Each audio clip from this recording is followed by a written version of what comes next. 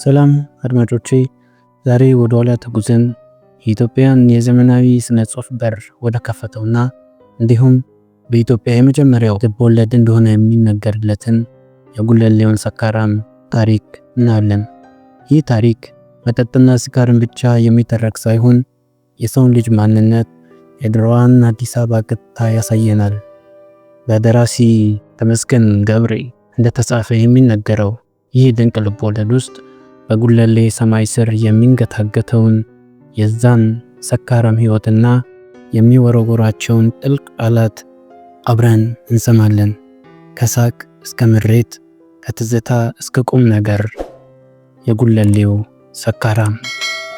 በጉለሌ የነበረው የታወቀ ዶሮ ነጋዴ ማን ነው ብለው ከገፈርሳ እስከ ደጃዝማች ይገዙ ሰፈር ለጠየቁ ሰዎች ተበጀ ሰካራሙ፣ ተበጀ ዶሮ ነጋዴው፣ ተበጀ ነው ብለው ይነግሯቸዋል። የሕይወቱ ታሪክ ፍጹም ገድል ነው። ጽም ያለው ሽማግሌ ነው። የራሱን ፀጉር ውሃ ወይም መቀስ ነክቶት አያውቅም። ማለዳ አይናገርም። በጠርሙስ የከረመውን ከጠጣ በኋላ ሲራገም ወይም ሲሳደብ፣ ሲፈክር ወይም ሲያቅራራ ድምፁ ከፈረንጅ ውሻ ድምፅ ይወፍራል። ቢያውቀውም ባያውቀውም ላገኘው ሁሉ ማታ ሰላምታ ይሰጣል። ቢያውቀውም ባያውቀውም ካገኘው ሰው ጋር ሁሉ ማታ ይስቃል። ቢያውቀውም ባያውቀውም የሰላምታው አይነት እንደ ወታደር ወይም እንደ ሲቪል ቢሆንም ለእርሱ እንደተመቸው ነው። ከሰላምታው ጋር ድምጡን ትሰማላችሁ። ካፉ ከሚወጣው ግን አንድ ቃል መለየት አትችሉም። ቡና በተፈላ ጊዜ በጉለሌ በየምድጃው ስር የሰካራም ተረት በተጫወተው ሰው ሁሉ የተናገረ በተበጀ ላይ ነው። መልኩን አይተውት ያላወቁት ባልቴቶች እንኳ ከፍንጃል ቡና ፉት እያሉ የሌላውን ሰው ሰካራም ተረት በተበጀ ላይ ያላክኩት ነበር። ይህ እውነት ነበር። በጸባዩ ከተባለለት የባሰ ሰካራም ይሁን ወይም የጉለሌ ባህር ዛፍ ውስጥ ወጥቶ እንደ አዲስ እንግዳ ሰው ሆኖ ለአዲስ አበባ ታይቷል።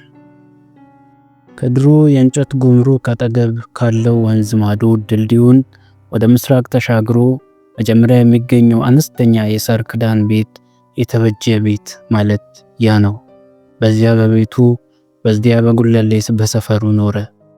እንጨቱን ተሸክሞ አፈሩን ቆፍሮ ቤቱን የሰራው እርሱ ራሱ ተበጀ ነው። ዋጋ ከፍሎ አስከድኖታል። ተበጀ ኩራት ተሰማው። ቆይቶ ደግሞ አይኖቹን ባዘሉ፣ በጉንጩም የእንባ ዘለላ ወረደው። በግራ እጁ መዳፍ ከጉንጩ የተንከባለለውን እንባ ጨፈለቀው። አይኖቹ እንባ ያፈሰሱ ለራሱ ጎጆ ስላለው ነው። ሊነገር በማይችል ደስታ ልቡ ተለውሷል። ዝናብ ያባረራቸውም ከቤቱ ሊጠለሉ ይችላሉ። ቤት የእግዚአብሔር ነውና ዝናብ እንዳያገኛቸው ከቤት ውስጥ ዝናቡ እስኪያባራ ይቆያሉ። ተበጀን ቤትን ይባር ሊሉት ነው። እንግዲህ መንገደኛው ሁሉ ይህ የማን ቤት ነው ብሎ ሲጠይቅ የተበጀ ሊባል ነው አለ። ቀጥሎ ደግሞ ተበጀ የትኛው ነው ሲባል ዶሮ ነጋዴው ሊባል ነው አለ። ዶሮ ነጋዴው የትኛው ነው ሲባል ያ የጉለሌው ሰካራም ሊባል ነው። አወይ እኔ ተበጀ ተበላሽቻለሁ አለና ደነገጠ። ከዚህ በኋላ ስለ ቤቱ ክብር እንኳ መጠጥ መተው ይገባኛል አለ። መጠጥ ለመተው ያሰበበት የመጀመሪያ ጊዜው ይህ ነው። ሰካራምነት ጉዳት መሆኑን ተሰምቶት እንደሆን ይናገር። ስለ ቤት ክብር ማለቱ ግን ወደ ዳር ይቆይ። ስለ ቤት ክብር ምን ያውቃል?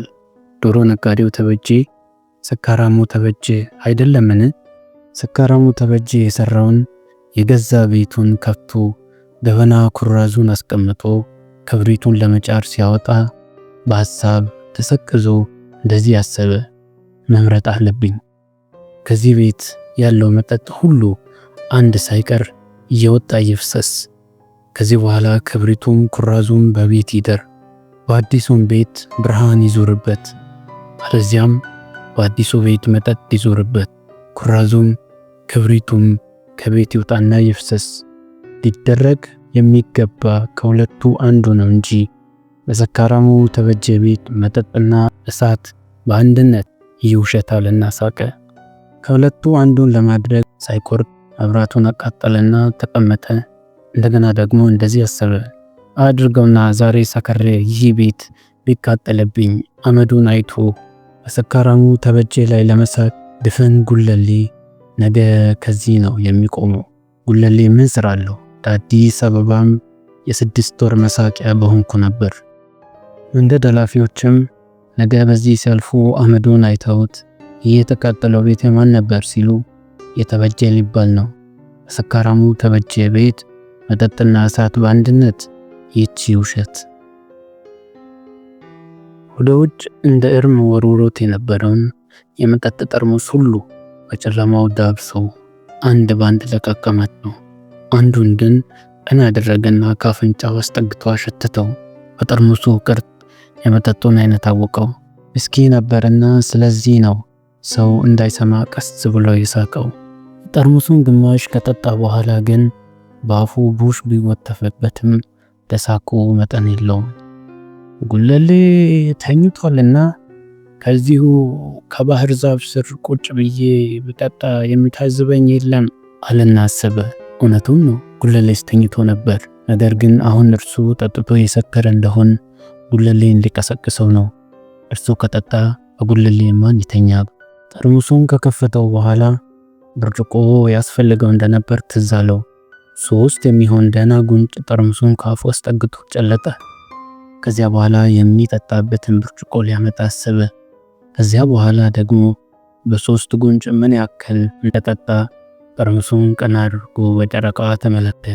ግማሹን ያህል ሰርጉጄዋለሁ አለና በሳቅ ፈነዳ። ለዚህችስ ብርጭቆ ማምጣት አያሻም እያለ ጠርሙሱን አንቦጫቦጨው። በቀኝ ክንዱ መሬቱን ተራክዶ የቀረውን ጆ ዋጥኩ ወደ ውስጥ ወረወረው። ባዶውን ጠርሙስ ደግሞ በእጁ እየጠነቆለ አንተን ደግሞ ለአንድ ዶሮ ለውጪ ሙያ ሲይዛለሁ፣ የውስኪ ቅርፍቱም ዋጋ አለው አይጣልም አለ። እንዲሁ ሲጠጣ ሌሊቱ ነጋመሰው።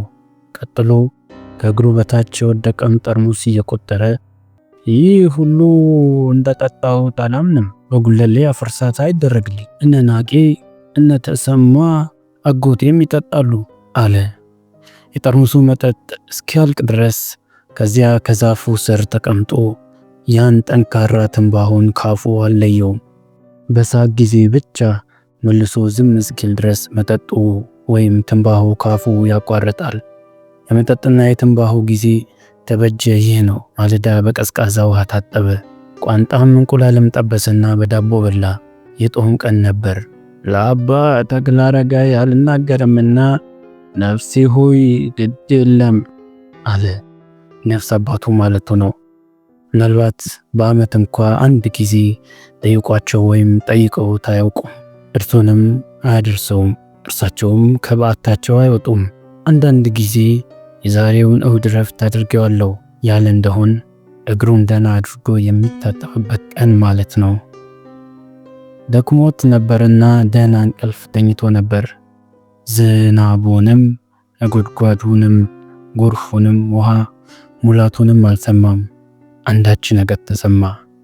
ዘፈንና እልልታ የሰማ መሰለው። ትናንት ከጠጣው መጠጥ ኃይል መሰለውና ይህ ስብደት ነው እንጂ ስካር አይደለም አለና ተመልሶ ተኛ። እንደገና አዳመጠ። የእርዳታ ጥሪ ጩኸት ተሰማ። ከአልጋው ዘሎ ከወረደ በኋላ ቤቱን ለመዝጋት ጊዜ አላገኘም። ትልቁ ወንዝ ዙሪያ ቆመው ይጮሁ የነበሩ ሰዎች የውሃው ሙላት ሾገሌን ገረድ እንደጠለፋት ነገሩት። ጎርፍ የወሰደው ሾገሌን ራሱን ቢሆን ወይም ሾገሌን ገረድ ለተበጀ ማለት ምንም አይደለም። ገረዲቱን እናንተ በመጨረሻ ያያችሁት ወዴት ነው ብሎ ጠየቀና እየጠለቀ በዋና ይፈልግ ጀመር።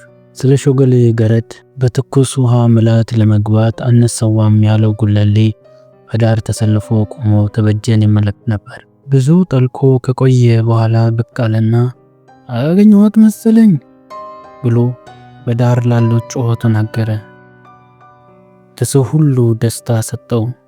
ከሁሉም ይልቅ እርሱን ደስ አለው። የጠለቀውና የዋኘው ረጅም ጊዜ ስለሆነ ደክሞት ነበር። ነገር ግን ሊያወጣት ይገባዋል። እለቀና ግኛት በአሸካከሙ ላይ ጥበብ ያስፈልጋል፣ አለዚያ የውሃው ሙላት እንደገና ይነጥቀዋል። እንደ ተሸከማት ውስጥ ለውስጥ ዋኘና ከዳር ብቅ አለ። ከሸክሙ ክብደት ኃይል የተነሳ ወዲያው ወደቀ። እርዳታ ተባበሩለትና ጎትተው ዞንም ባንም አወጧቸው።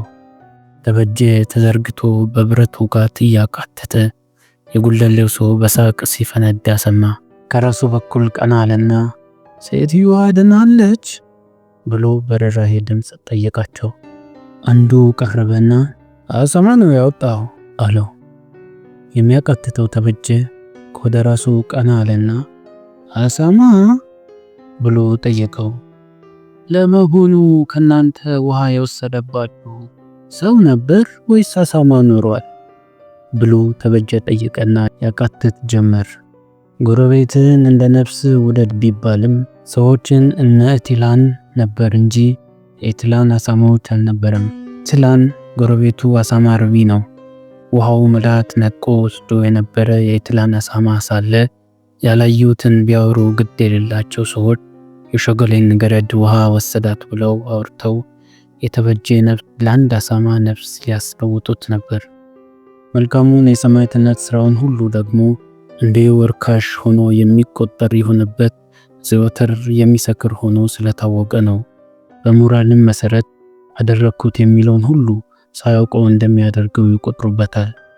በጎ ስራን ሁሉ በትኩስ መቃብር ውስጥ አፈር አልብሰው አንተ ሰው ሁን፣ ሚስት አግባ፣ ልጆች ይኑሩ ይሎትና ይዘርፉት ነበር። ድሃ ቢሆን ወይም ባለጠጋ፣ ሰካራም ቢሆን ወይም ተረምተኛ ሁሉም የጉለሌ ልጆች ነን፣ አባታችንም ጉለሌ ነው ብሎ ራሱን የሚያኮራ እርሱ ተበጀ ብቻ ነው። ከሚያሰከር ሁሉ ተረምተኛ ለመሆን ብዙ ጊዜ አስቦ ነበር። ሰክሮ ያደረበት ሌሊት አልፎ ብርሃን በሆነ ጊዜ ከእንግዲህ ወዲህ መጠጥ አልቀምስም እያለ በየቀኑ በብርሃን ተበጀ ይምሏል። በነጋታው የበለጠ ጠጥቶ የባሰ ሰክሯል። ለመስከር ይጠጣል። ደስ ያለው እንዲመስለው ይጠጣል። ብስጭቱን የሚረሳ መስሎት ይጠጣል። ይህ ነው ተበጀ። ይህንን መስከር ካልተውክ አንተ የነፍስ አባት አልሆንም ብለው የመጀመሪያ ንስሐ አባቱ ብዙ ከመከሩት በኋላ መንፈሳዊ ልጅነቱን ከእርግመት ጋር አስወግደውታል። ከረዶቹም ለእርሱ ተቀጥሮ መስራትን ከውርደት ቆጥሮት እየነቀፉት ሄደዋል። መጠጥ ካልተውክ አናገባም ብለው በየጊዜው ለጋብቻ ጠይቋቸው የነበሩ በቁመናው አሰናብተውታል። በሰንበቴም በማህበርም ማህበርተኛ ለመሆን የጠየቃቸው ነፍሱን ሳይቀር ንቀውታል።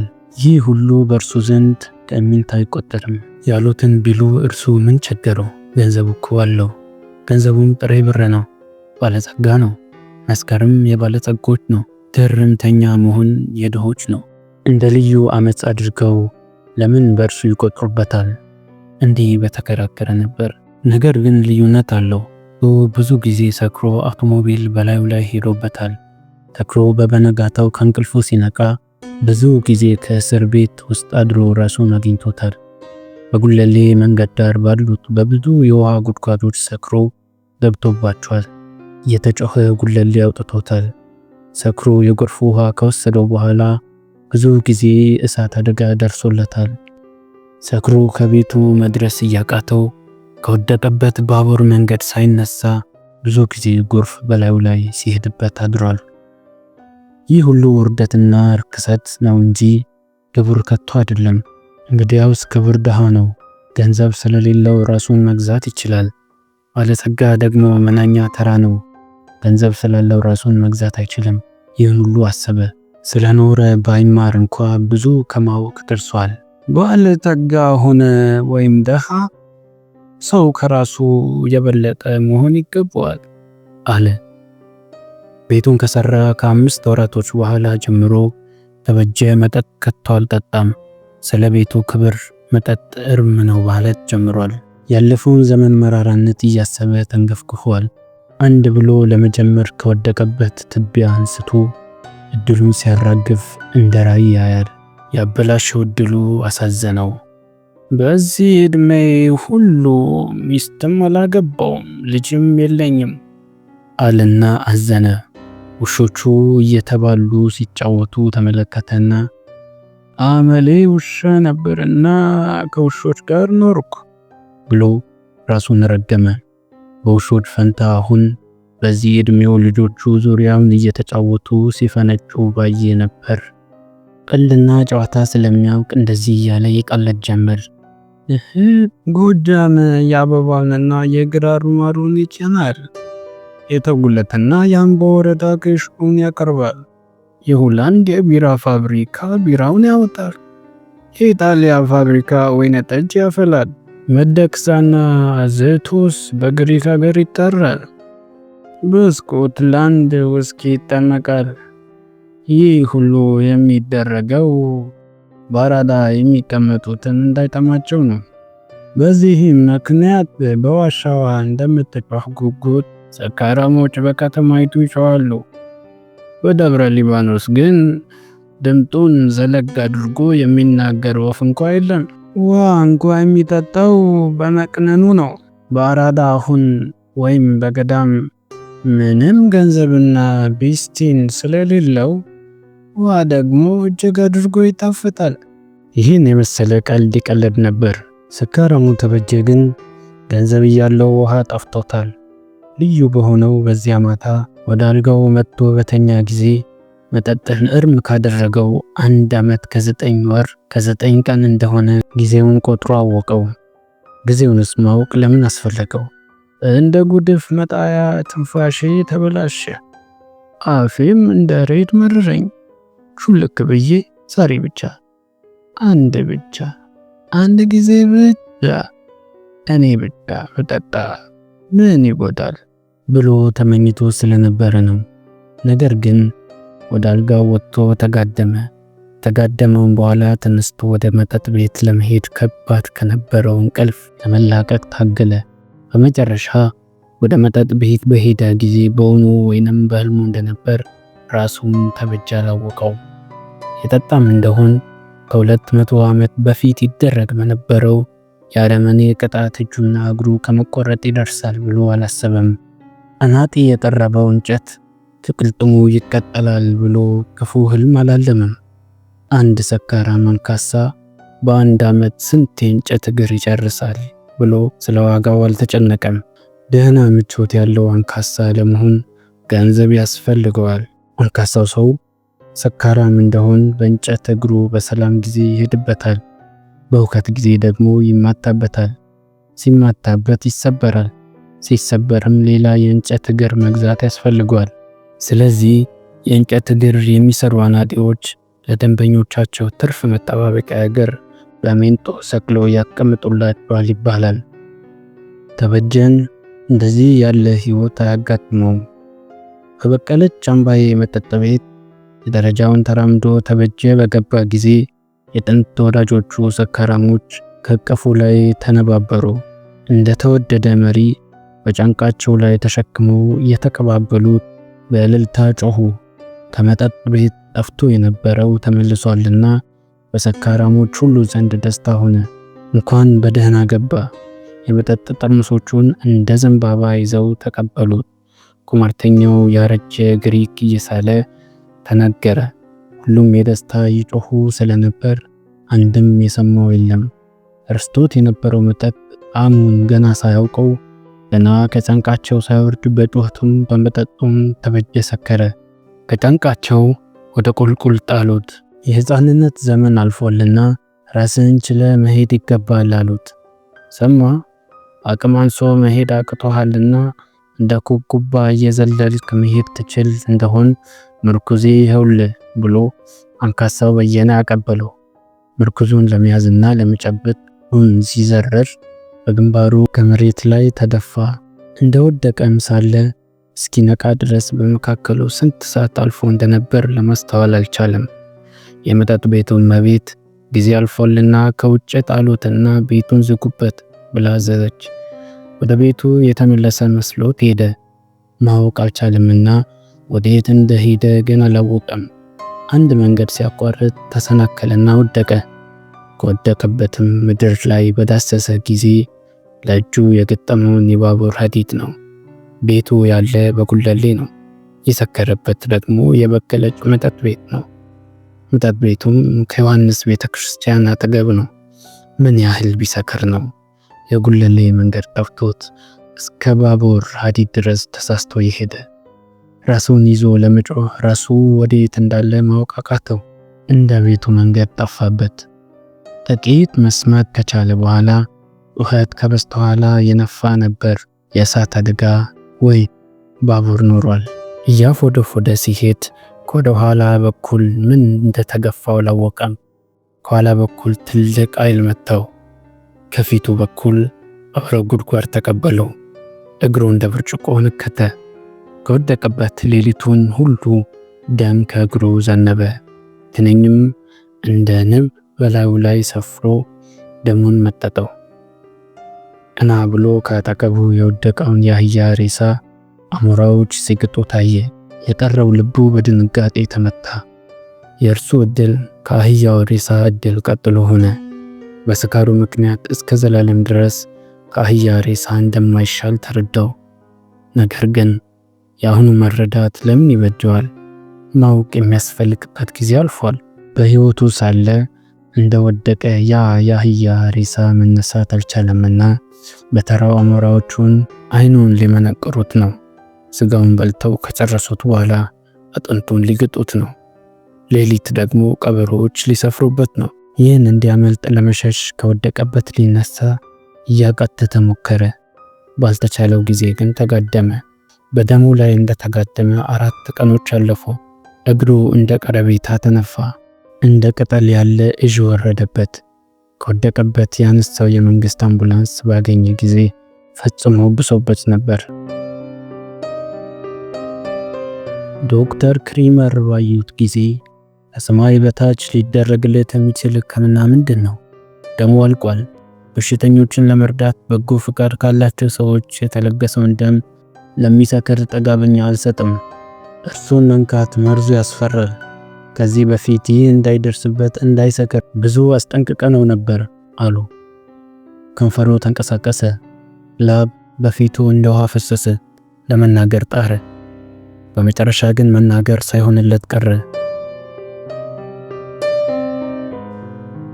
ሐኪሞችም የገማውን ልብሱን ገፈፉለት። እንደ ቅባትም ያለ መድኃኒት ቀቡት። ከግማሽ ሊትር የበለጠ ደም ሰጡት። በመጠጥ ከተጎዳው ከልቡ ድካም የተነሳ ኤተርን ለመቀበል አለመቻሉን ከተረዱ ጊዜ የሚያፈዝ መድኃኒት ጀርባውን ወቅተው ሰጡት። አንዱ ሐኪም ከጉልበቱ ይቆረጣል። ሌላው ግን ሁለተኛ እንዳይሰክር ከቂጡ አስጠግቼ ቆርጠዋለሁ አለና ከቂጡ አስጠግቶ ቆረጠው። የተቆረጠውን እግሩን ከፊቱ መዝናችሁ አስታቅፉት ብሎ ታማሚዎችን አዘዘ። እግሩን ከፊቱ መዝደኑትና 10 ኪሎ የሆነውን እግር ይኸውልህ ታቀፈው ብለው አስታቀፉት። በዚህ ጊዜ በአጥንት የተጣሉት ውሾች በላዩ ላይ ተረፈረፉበትና በድንጋጤ ከእንቅልፉ ነቃ። ይህ ሁሉ የደረሰበት በህልሙ እንደነበር ማወቅ አቃተው። ካልጋው ላይ ወረደና ገረዱን ወይዘሮ ጥሩነሽን ከመኝታቸው ቀስቅሶ እየጮኸና እየተንዘረዘረ ስንት እግር ነው ያለኝ ብሎ ጠየቃቸው። ወይዘሮ ጥሩነሽም ድሮስ ስንት እግር ነበሩ ጌታዬ ብለው ጠየቁት። እየጮኸ 3 ጊዜ ሁለት ነበረኝ አላቸው። 3 ጊዜ 2 6 ማለት ነው። ልጆችን ያሳደገች ላም ከ4 እግር የበለጠ አልነበራትም። ስለዚህ የእርሶም እግሮች 4 ናቸው አሉት። የምሬን ነው የጠየቅኩት አልና ጮሆ ተንዘረዘረ። በእርግጥ 2 እግሮች አሉት ጌታዬ አሉት። ተበጀ እግሩን አጎንብሶ ለመሳም ሞከረና ራቀው። ወደ ሰማይ እያየ መጠጥ ማለት ለኔ ሞት ማለት ነው አለ። ጊዜውም ሌሊት ነበር። እንደዚህ የማሉበት ሌሊት ያልፋል ብለው ወይዘሮ ጥሩነሽ መለሱለት።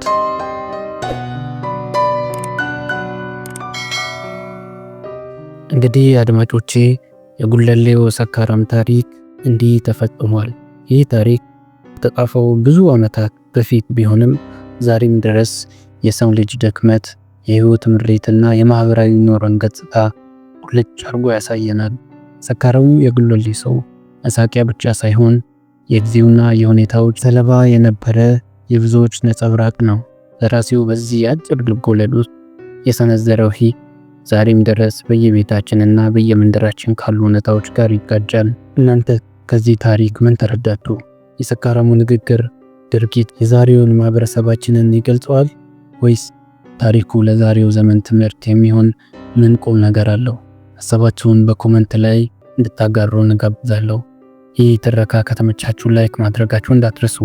እንዲህ ያሉ ድንቅ የኢትዮጵያ ስነ ጽሑፍ ስራዎች ለብዙዎች እንዲደርስ ደግሞ ቪዲዮውን ሼር አድርጉት። ለቻናላችን አዲስ ከሆናችሁ ደግሞ ሰብስክራይብ በማድረግ የጥበብ ቤተሰባችንን ተቀላቀሉ። በሌላ ድንቅ ታሪክ እስክንገናኝ ድረስ ሰላማችሁ ይብዛ። ትረካ አድማስ